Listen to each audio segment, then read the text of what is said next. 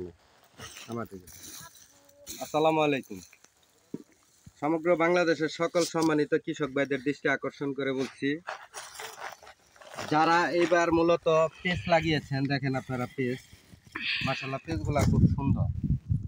একটা জিনিস আপনাদের মনে রাখতে হবে যে গরিব মায়েরা বড় লোক করার সরকার এখন আমাদের দেশে এসেছে। যদি তাই না হতো, আপনারা জানেন যে প্রকৃতপক্ষে যে এই পেঁচগুলা যখন কিনা হয়েছে 10,000, 9,000, 12,000, 15,000 টাকা মনো কিনছে মুড়ি কাটা পেঁচ, যেটাকে বর্তমানে পেঁচ 800 টাকা, 1,000 টাকা, 1,200 টাকা মন।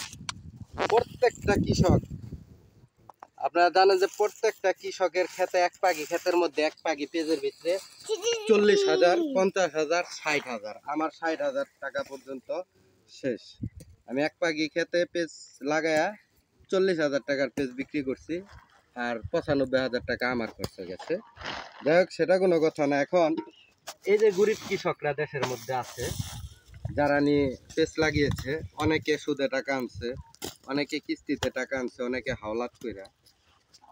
এটা কি ডক্টর ইউনূস দেশের মধ্যে যারা দায়িত্ব আছে তারা কি এটা জানে না? এই খবর কি তাদের কাছে নাই? তাদের কাছে কোন খবরটা আছে যেখানে কৃষক হাহাকার করছে আজকে থেকে না যে পেঁয়াজের দামটা অন্তত একটু বাড়ায়?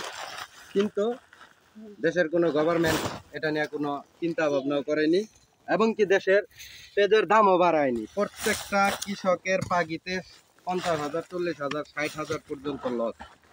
এখন আপনাদের কাছে আমি যেটা বলতে এসেছি সেটা হলো যে বা যারা এবার চারা পেঁচ লাগিয়েছেন, ইনশাল্লাহ পেঁচটা তো আর রাখা যায় না। চারা পেঁচটা অন্তত পক্ষে বাংলাদেশের কোনো মানুষরে দেখাবেন না, আপনারা স্টক করার চেষ্টা করুন।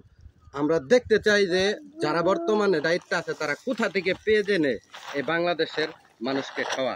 যেহেতু বাংলার গরিব কৃষকরা মারা যাচ্ছে, দেশের কোনো প্রধানরা এটা লক্ষ্য করছে না, তাহলে আপনারাও প্রত্যেকটা কৃষক যাদের পেঁয়াজ আছে প্রয়োজনে 1 বছরের নিচে পেঁয়াজ বিক্রি করবেন না।